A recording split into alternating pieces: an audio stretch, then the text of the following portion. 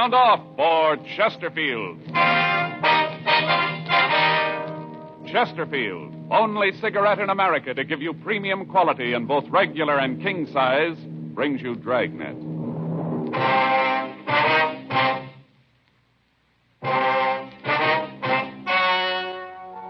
Ladies and gentlemen, the story you are about to hear is true.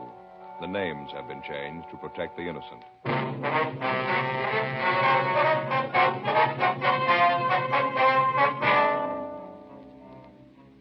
You're a detective sergeant. You're assigned to robbery detail. You get a call that a bank has been robbed. From the M.O., you know the job was done by a professional. He's made good his escape. Your job, get him. Here's what leading tobacco publications have had to say about regular and king-size Chesterfield. U.S. Tobacco Journal, Boston, Massachusetts. Chesterfield cigarettes in the new king size is still maintaining large turnovers in this area. Dealers report that sales continue to climb on this size, and it seems that volume on the regular size has climbed to new heights with its new big brother. And Tobacco Leaf reports from Chicago. More calls for Chesterfield king-size cigarettes than for most brands being marketed. The reason for king-size Chesterfield's amazing success is this. All king-size cigarettes give you quantity, but only Chesterfield king-size gives you quantity plus quality, premium quality. That means Chesterfield king-size contains tobaccos of better quality and higher price than any other king-size cigarette. The same fine tobacco as in regular Chesterfield.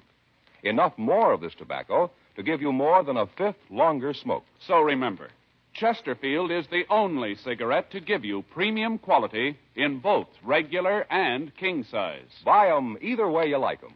Chesterfield gives you the best possible smoke. Much milder.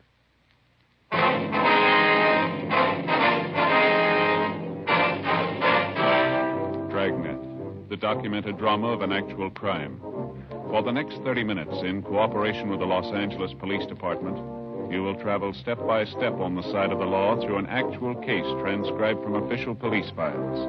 From beginning to end, from crime to punishment, Dragnet is the story of your police force in action.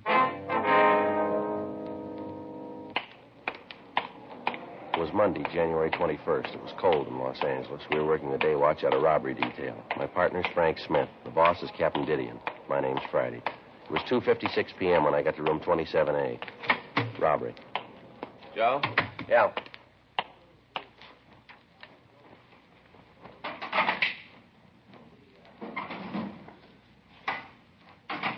Sure cold out. Yeah, the paper says you'd warm up a little before the end of the week. Well, I hope so. Well, how'd your weekend go? Don't bring it up. What happened? At my house, there's only one thing that could happen. What do you mean? My brother-in-law, Armand. All the time, he just sits around the house, sits there and reads those detective magazines. Doesn't he work? If he's ever held a job, he's kept it a secret. Just moves around between the relatives. This year, it's Faye's turn. He just sits around all day, huh? Yeah. Reads those detective magazines. Always sending for those books that are sent in the plain wrappers. You know, the ones that tell you how you can have a business in your own home. Yeah, I know what you mean. Well, this time he really did it. He sent for one that tells you how to go into the house cleaning business. Yeah. I thought at first it might be a pretty good deal. You know, if it worked out, he could give Faye a hand with the house. Well, Saturday morning, the book gets to the house with all the formulas and instructions for making the cleaners for the rugs and the upholstery. Yeah. First off, he borrows $5 from me to buy the stuff to mix the formulas. Then he goes to the kitchen and takes all of Faye's good pans to mix up the goop in. It smells terrible. All those bleaches and soaps. And I'm sitting in the front room watching television. All in all, I'm pretty comfortable. Yeah. He comes in, he says the room is filthy and he's going to clean it. Tells me to get out of the room and that he's going to surprise all of us. Yeah. Well, he did. Faye and I took the kid down to the barber's to have her hair cut, did a little shopping for the weekend. You should have seen the house when we got back, Joe. Just miserable. What'd he done? First off, he wasn't there.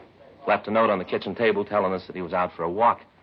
I kind of figured what had happened, so Faye and me walked into the living room. Joe, you wouldn't believe it. Is that so? Faye almost fainted. Pretty awful, huh? Worse than that.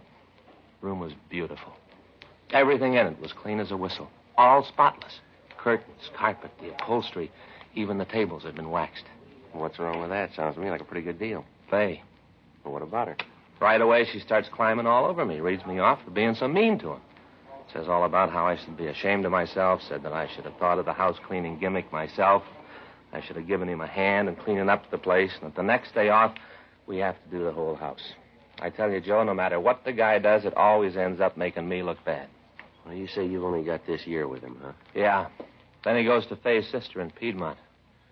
I'll sure be glad when that time comes. Yeah, I don't blame you. Hot shot. I'll get it.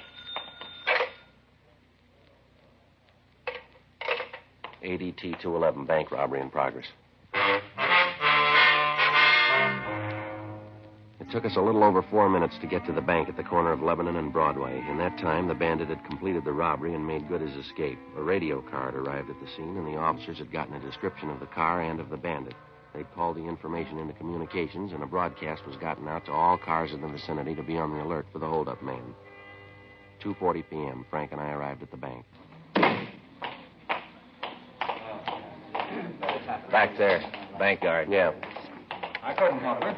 What do you want me to do? Try to stop him, have him shoot that gun off? You'd have killed half the people in here. I'm not saying that you should have actually tried to stop him. All I'm saying is that there is something that you should have done. You just stood there and looked at him. You could see the gun. There must have been something you could do. I beg your pardon, sir. You get away. You're probably in cahoots with the robber. You probably came back to get the rest of the money. Well, Gibson, don't just stand there. Stop these men. We're police officers, sir. You see, Gibson, they're police officers.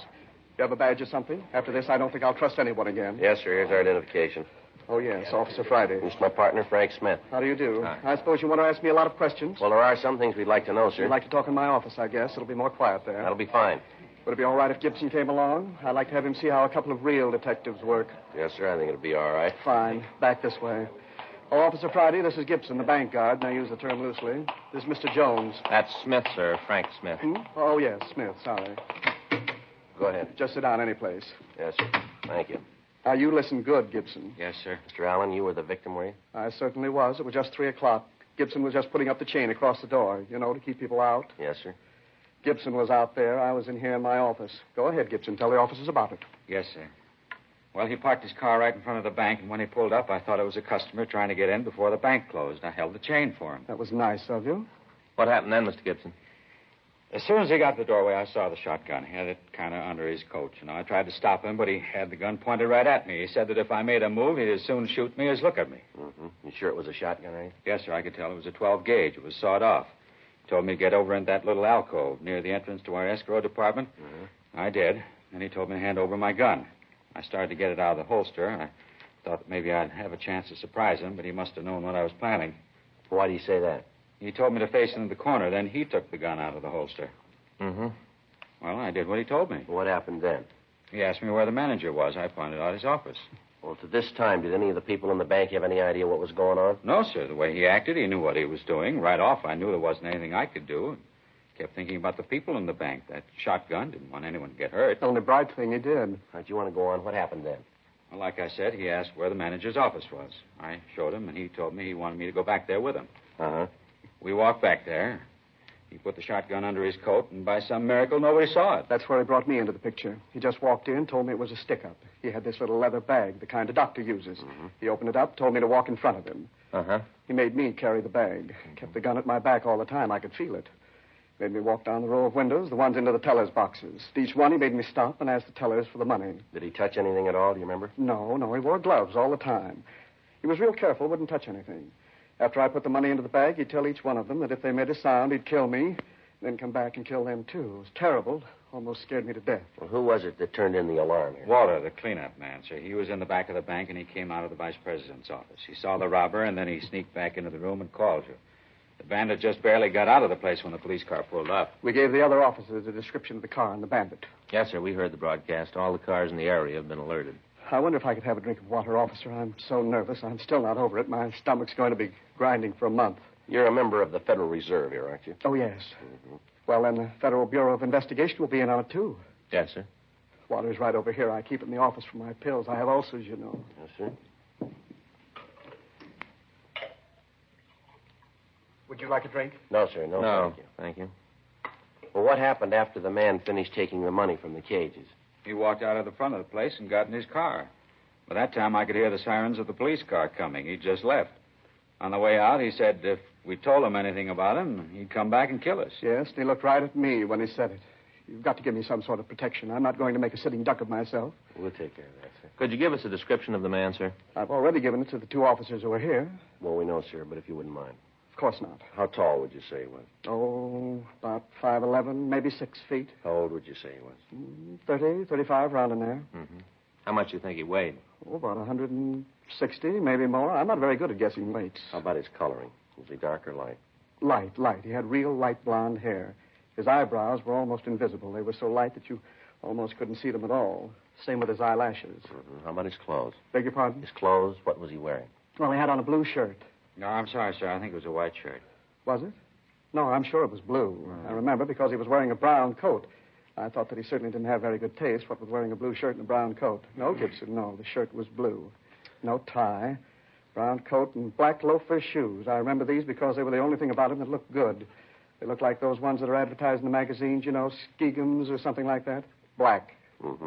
Was there anything unusual about him? I beg pardon? Anything unusual about him? Anything that might cause you to remember him, know him if you saw him again? Well, there were the bandages. What's that, sir? When he came in, he had bandages on his face. One over his right eyebrow, another on his chin. Right here, sort of on the throat. You mean regular bandages? No, sir. They were those adhesive kind, you know, with the gauze and tape all together. Oh, yeah. And you say he had one over the right eyebrow and one on his chin? Yes, sir. I see. I still think it was a white shirt. I said it was blue. Are you trying to say that I don't know blue when I see it? No, sir. I just think that you might have made a mistake in all the excitement. Officer, Yes, sir? it was a blue shirt. All right, sir. How about his car, the one he got away in? It was parked right out in front. Did you see it? Certainly, I saw it. I was standing right in the door when he drove away. Well, can you describe the car for us? Yes, like I told the other officers, it was a late model Buick, dark blue, a coupe. I'm sorry, sir, but it was a green Ford All right, sedan. now let's see if we can't let Mr. Allen tell his story, Mr. Gibson. We'll check it with you when we finish with him, all right? I don't know what you're trying to prove with these officers. After the way you handled the affair, there's no use trying to impress them with your prowess as a detective. It was a dark blue Buick coupe. Anything unusual about the car that you could see? Any dented fenders, stickers, windshield emblems, anything like that, would you remember? No, I didn't notice anything special. No, sir. It looked pretty new as far as I could tell. All right, fine. Well, you two gentlemen have helped us a lot here. There are some questions we'd like to ask the other people in the bank. Oh, yes, that's what the other officers said. I told them all to stay. You like to talk to them now? Yes, sir? Fine, I'll send them in here to you. No, we can talk to them out there, sir. Be all right. Oh, fine. Gibson, maybe you can help them. Officer, Yes, Gibson. I didn't want to tell you while we were in there. He'd probably make some remark. I didn't even tell the other officers. It's about the license number of the bandit's car. Did you get it? Well, not all of it, sir. Just the first 3 numbers.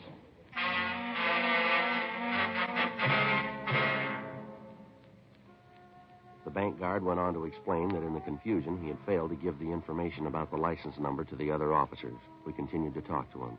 He told us that the bandit had tied a cloth over the rear license plate, and that as he drove away from the scene, a corner of the cloth had come loose, and he was able to see the first 3 numbers of the plate.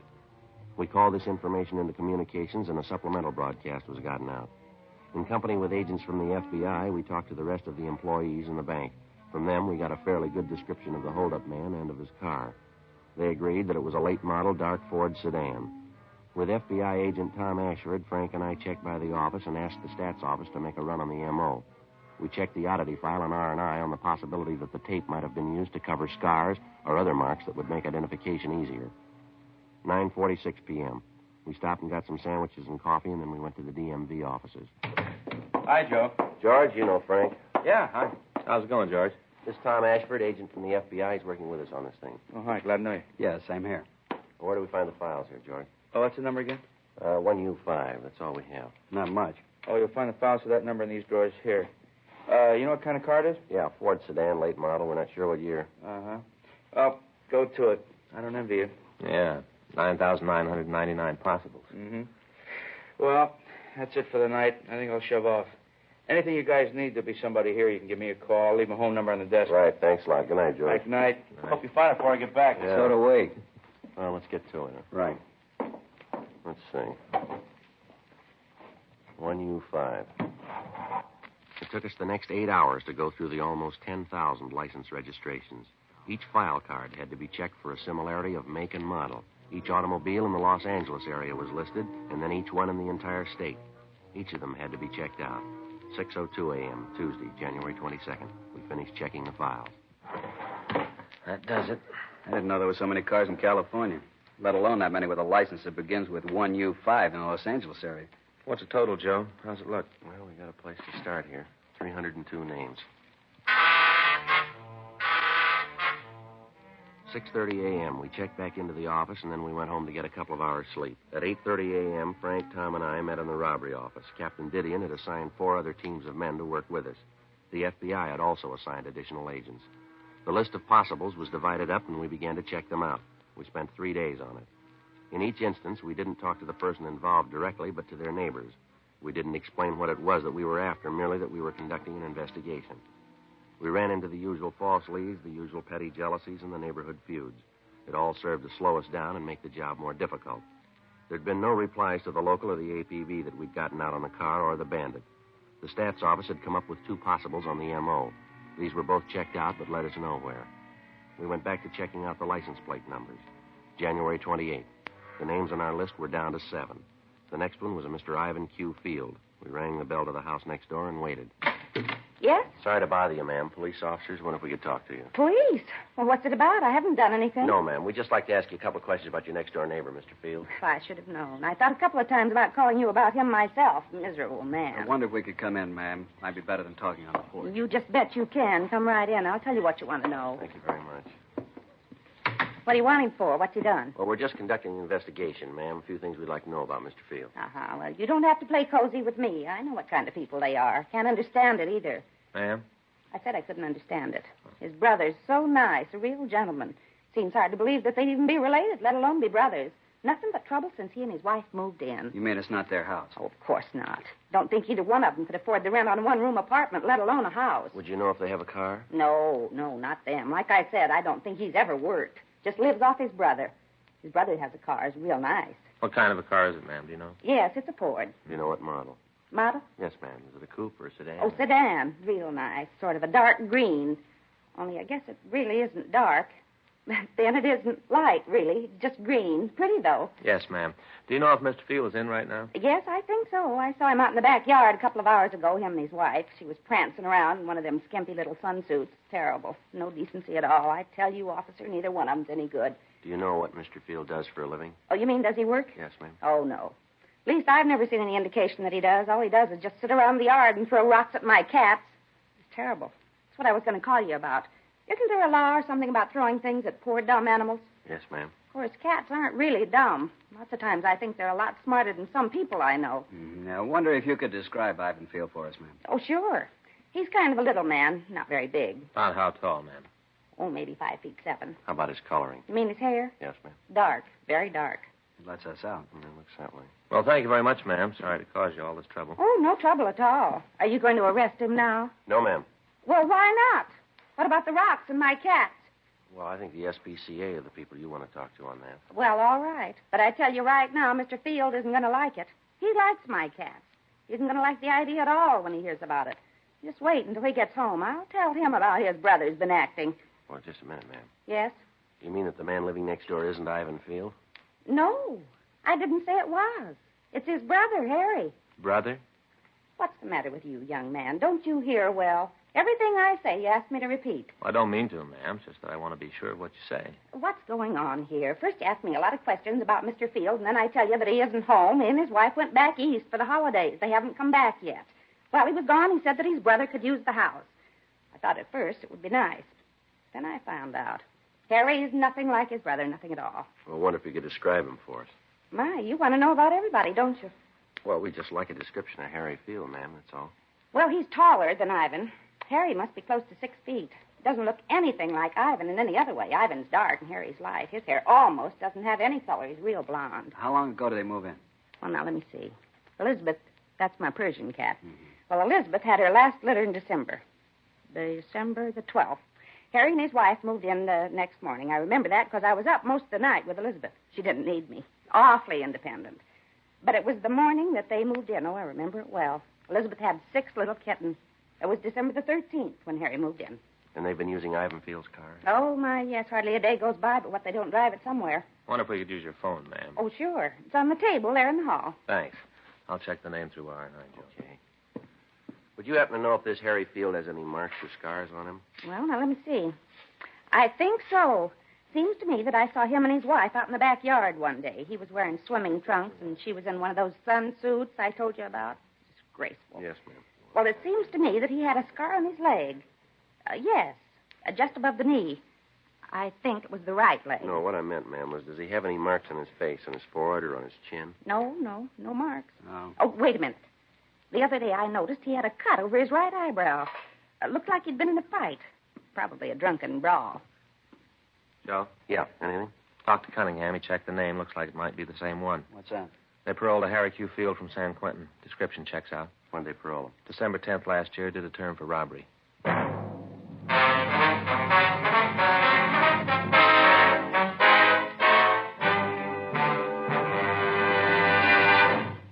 You are listening to Dragnet, the authentic story of your police force in action.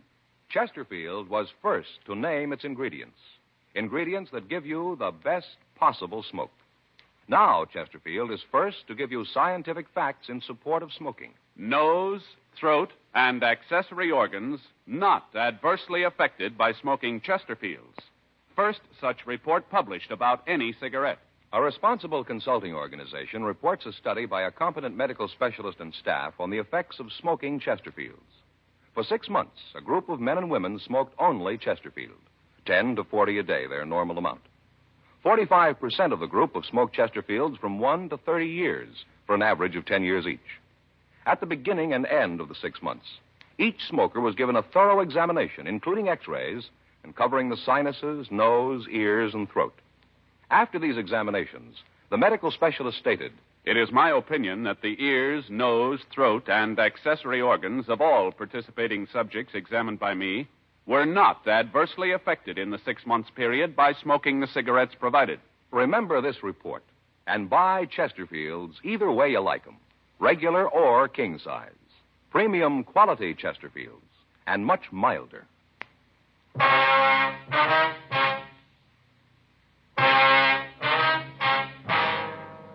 January 28th, 4:30 p.m. We called the office and told them of the latest developments. Tom Ashford called the local FBI office, and arrangements were made to take Harry Field and his wife into custody. A further check on him was made through R&I, and we found that his record listed 4 arrests for armed robbery with only 1 conviction. He spent 4.5 years in San Quentin before he'd gotten his parole.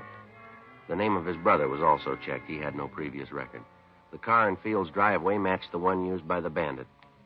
5:12 p.m. The men from robbery arrived, and the plan for taking Field was formulated. The working detective knows that to successfully apprehend an armed and dangerous suspect, he must act quickly and employ the one big advantage on his side, the element of surprise. By moving rapidly before the suspect becomes aware of any attempt to apprehend him, the officer, in many cases, can not only avoid bloodshed, but can often have a better chance of preserving any and all physical evidence necessary to prosecute the suspect. 5:36 p.m. We were ready to move in. All set, Joe. The men are around back. Good. No indication he knows what's up. The lights are still on. Let's hope it stays that way. Officer? Mr. Friday? The Jenkins woman. Yeah. Officer! Ma'am, would you mind keeping your voice down? We don't want Field to know we're here. Well, I'm not talking loud, but there's something I want you to know. Well, it'd be better if you went back into your house, ma'am. Just stay there till this is over, will you? That's sort of what I want to tell you about. Ma'am? Well, I got to thinking, and I figured maybe Harry wasn't too bad a sort after all. We don't want to be rude here, but I think it'd be better if you go back in your house. All this talking's liable to let him know that we're here. But that's just it. I don't want anybody hurt, so I called him. What? I called him. Told him he didn't have a chance to give himself up.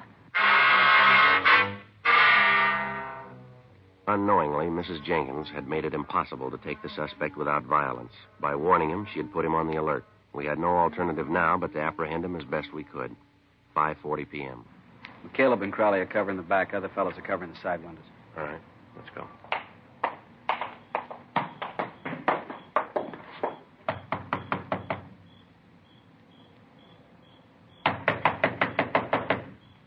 What do you want?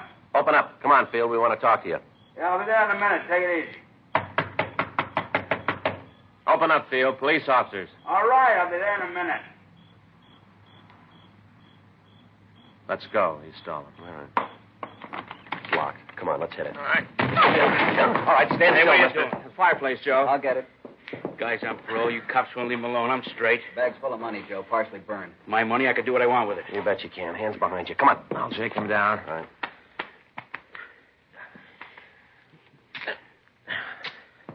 He's clean, Joe. You got him, huh? Yeah, we got part of the loot, too. He was trying to burn it. Crowley and I'll shake the rest of the house. Right, Mac. All right, how about it, Field? We got the money, people who can identify you. Car parked in the driveway. It fits the description. You've been through this before. You got out of queue on December 10th. You pulled this job on January 21st. Is that right? Like I said, I fell once. I did my time. Joe? Yeah, Mac. Found his wife hiding in the back bedroom. Found a sawed-off shotgun.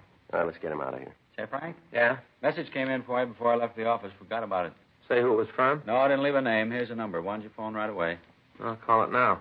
We can take Field in. Good, Mac. Thanks. We'll be right behind you. We want to talk to his wife anyway. Okay, Field, let's go. All right, come on, Frank. Come on.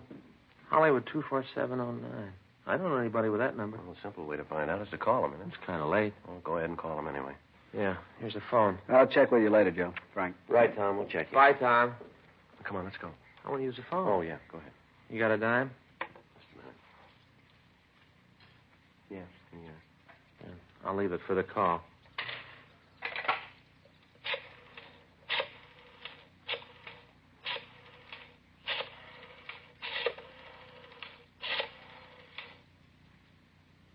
Wonder who it is.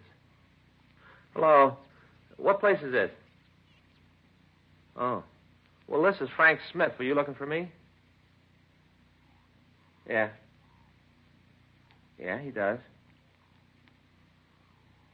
Oh. Yeah, that's the right address. Yeah. I should have known. Well, what's that? Call from the Murphy House Cleaning Company. What do they want? My brother-in-law. Called him in to clean up our house. Yeah, what about it? Now they want to know where to send the bill.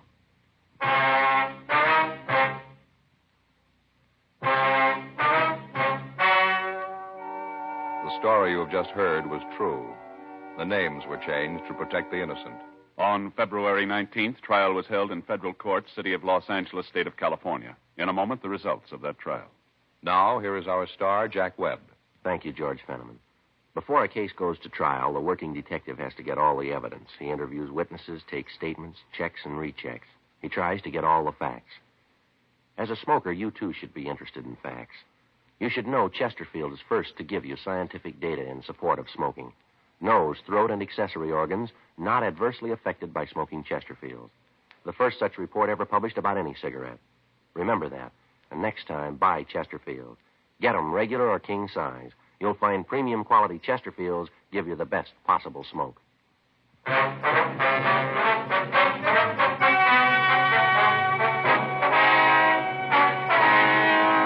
Harry Q. Field was tried and convicted of violation of the federal bank robbery statute. He received a sentence of 20 years in a federal penitentiary, McNeil Island, Washington. The investigation showed his wife, Dora Field, was not implicated in any way in the robbery.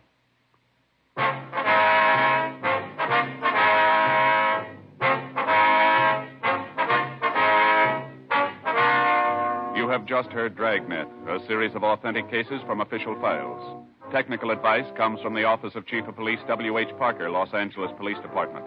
Technical advisors, Captain Jack Donahoe, Sergeant Marty Wynn, Sergeant Vance Brasher. Heard tonight were Ben Alexander, Whit Connor, Jack Crucian. Script by John Robinson. Music by Walter Schumann.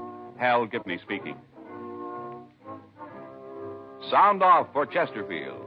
Either way you like 'em, regular or king size, Chesterfield gives you the best possible smoke. Much milder Chesterfield. Chesterfield has brought you Dragnet, transcribed from Los Angeles.